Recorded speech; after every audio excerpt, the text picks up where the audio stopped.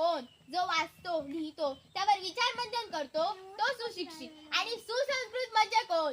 जो वाचतो लिहितो त्यावर विचार मंथन करतो आणि त्यानुसार आपली संस्कृती निर्माण करतो. आणि सृजनशील म्हणजे कोण? तर त्यामध्ये एखादा मनुष्य आपला इतिहास कधीही विसरत नाही आणि आपला इतिहास घडवतच राहतो. मित्रांनो, देशाची सेवा करायची असेल तर फक्त सैन्यात जाऊन करता येतं असं नाही. शेवटी जाता जाता एवढेच म्हणे, हे मेरे वतन के लोगो जरा आँख में भर लो पानी, जो शहीद हुए हैं उनकी जरा याद